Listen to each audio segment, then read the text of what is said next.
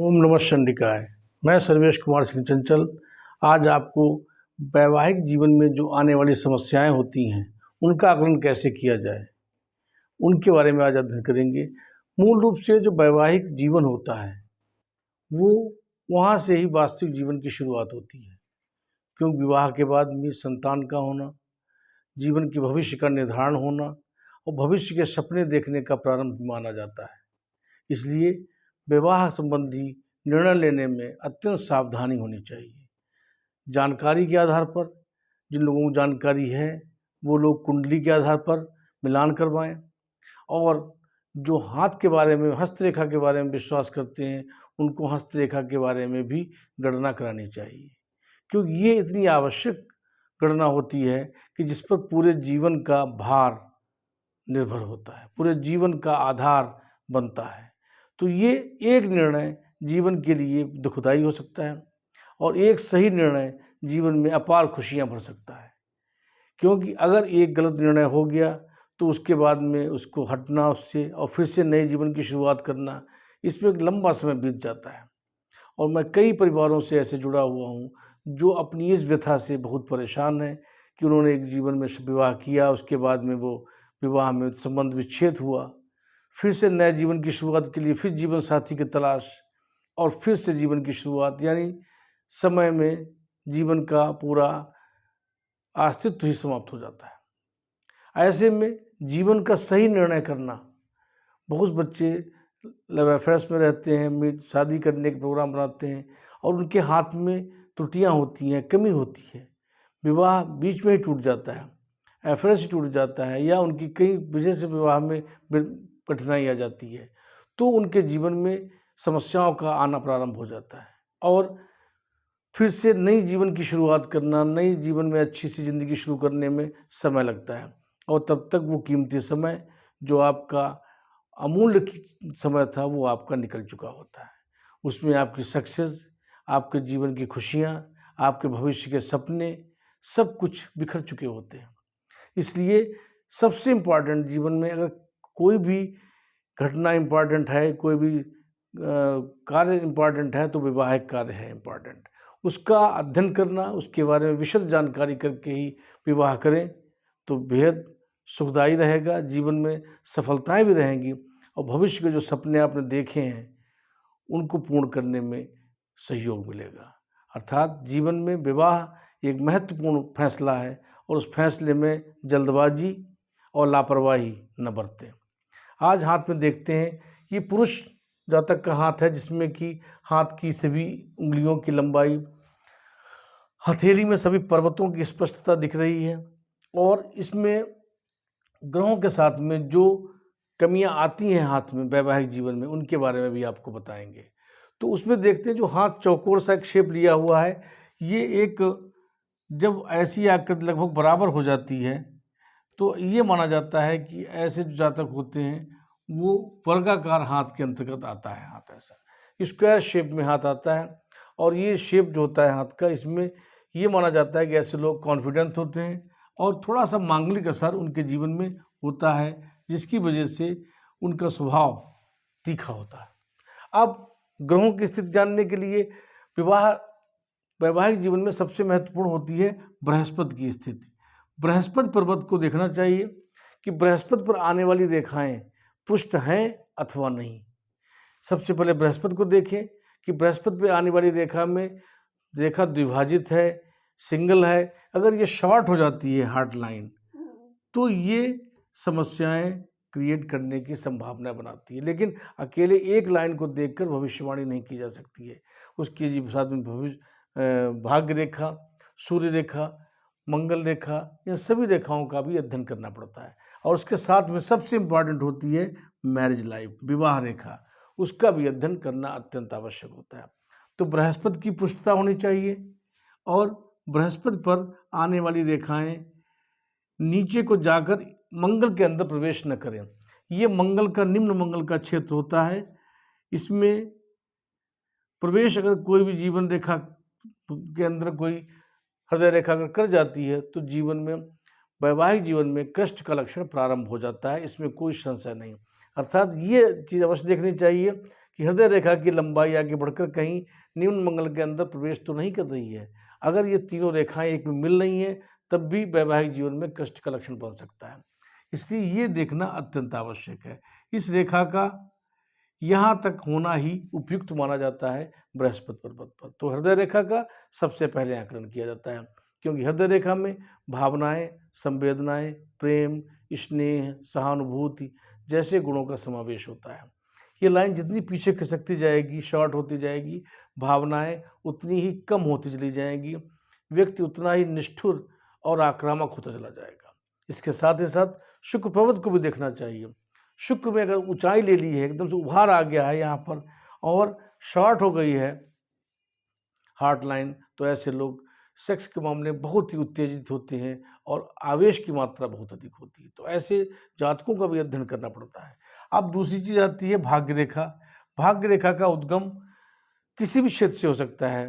मुख्य रूप से अगर चंद्र क्षेत्र से भाग्योदय है तो ऐसे में जातक, ये चंद्र क्षेत्र है, चंद्रमा का क्षेत्र माना जाता है, यानी मून माउंट होता है, यहाँ से भाग्य रेखा निकली है तो ऐसे जातकों का विवाह के बाद भाग्योदय होता है या वो जल क्षेत्र से दूर जाकर अपने जीवन की उपलब्धता प्राप्त करते हैं।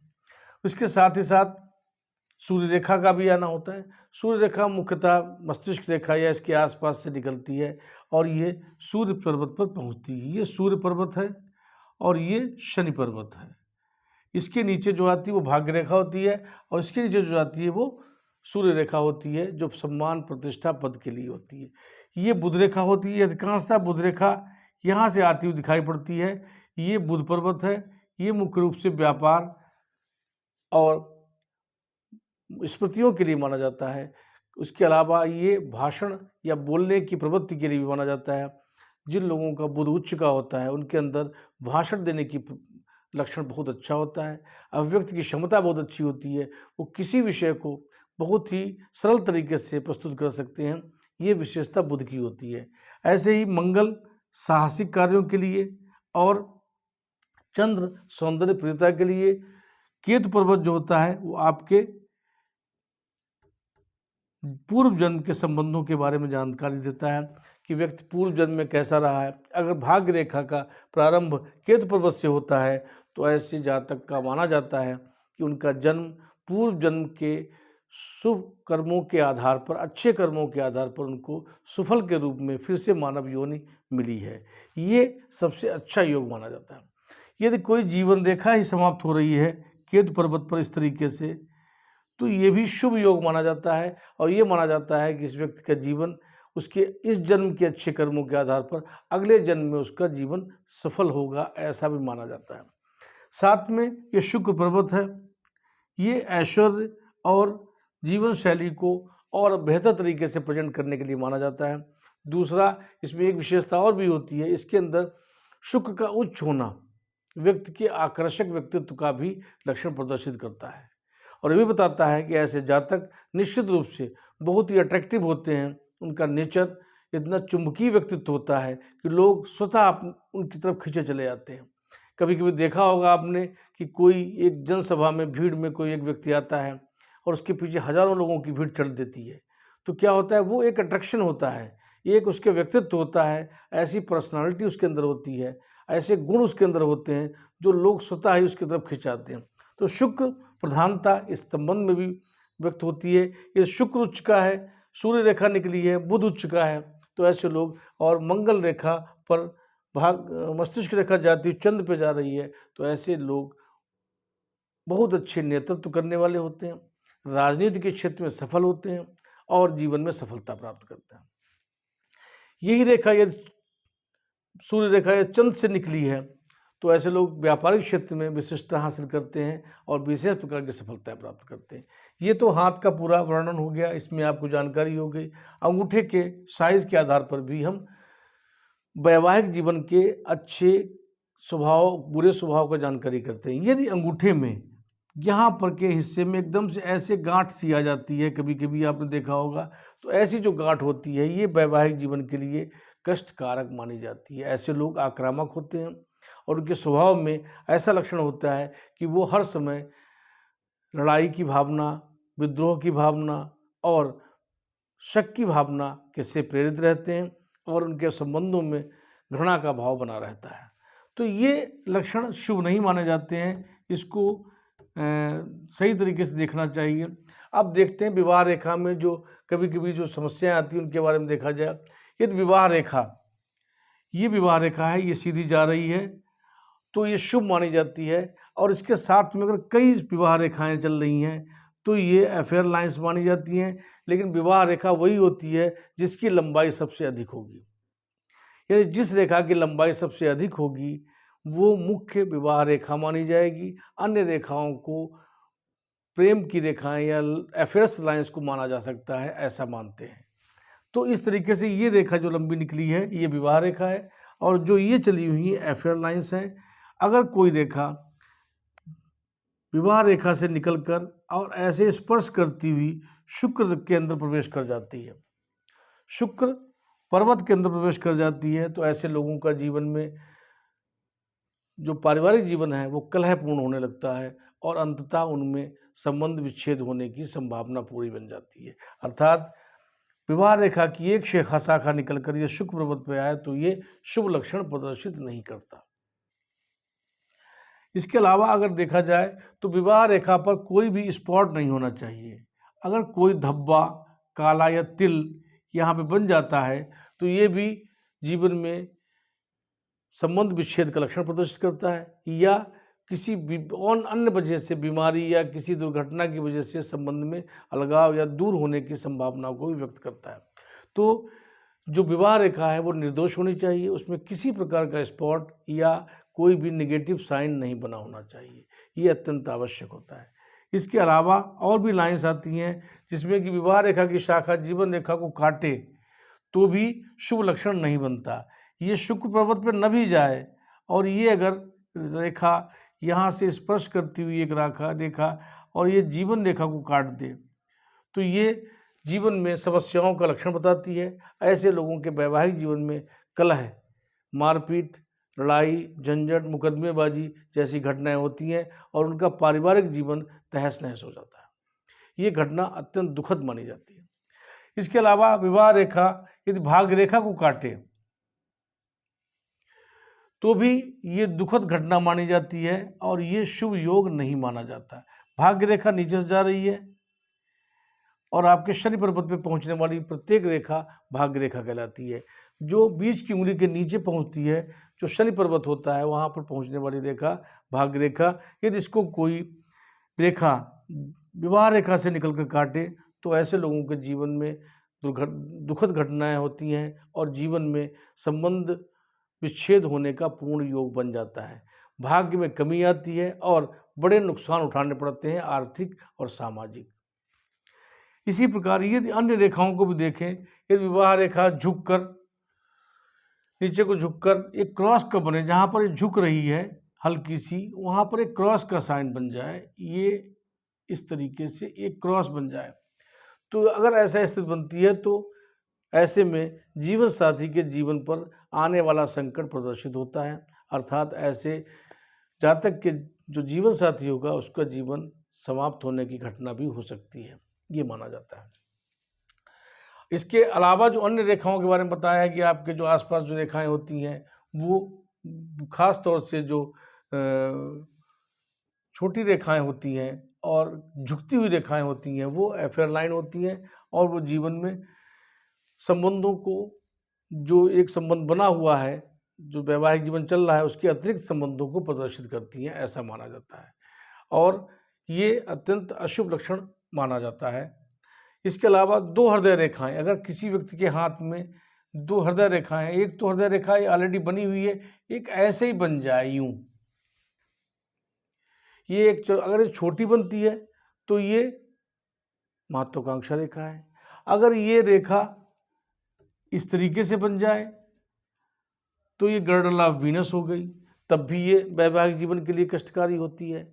और अगर ये सीधी भी हो गई तो भी ये कष्टकारी होती है, यानी दोहरी भाग्य रेखा होना, गर्डल ऑफ वीनस बनना या महत्वाकांक्षा रेखा का लंबा होना, ये तीनों स्थितियों में जो हृदय रेखा के ऊपर लाइन बनती है वो तीनों स्थितियों में वैवाहिक जीवन में कष्टकारक योग बनाने का लक्षण प्रदर्शित करती है।